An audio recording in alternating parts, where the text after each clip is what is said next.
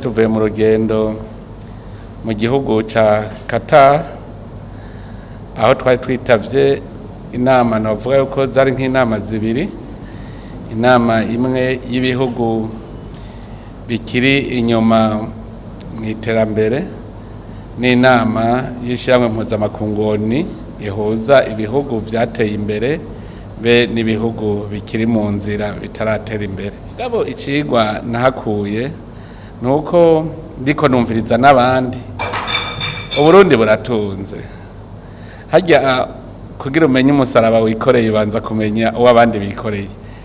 Hariho ibihugu nk'uwakubwira ati mweho murahiriwe murafise imvura, ukabona wewe yumva yuko uri umuhigwe, mugabo nawe ukaguma uvuga ngo ndakenye, kandi bakubwira bati intango y'itunga ryose n'uburimyi n'ubworozi, bose barabikubwira. Nk'ico gihugu twari turimo ca Qatar n'igihugu imvura ntayo bazi, ntibazi yuko inabaho, ivyo kurya bafungura byose n'ivyo bagurira hanze. Mbere niho noboneraho akaryo ko gusubira gukebura Abarundi.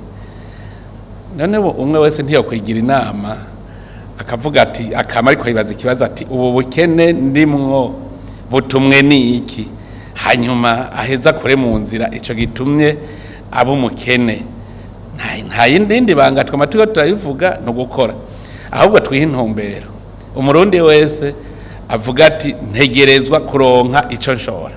Turafise ivyo twoshora mugabo ntiturashobora kubihingura, ko twasanze ibihugu rutura vyo bishaka kudutwara bijya vyohinguwe bigahingurirwa mu Burundi, bo babijana iwabo bace bitangira akazi. Hanyuma urazi ushoye nk'intete z'ikawa urazora bugiye kugura kajya kawa bagasyeye neza, uzosanga ikiguzi ari kugwiza 5 kubera ikinori natwe tutogahingurira iwacu. Rero ivyo dufise ubutare, aya mazi dufise no gutangura kubihingura, kandi birashoboka.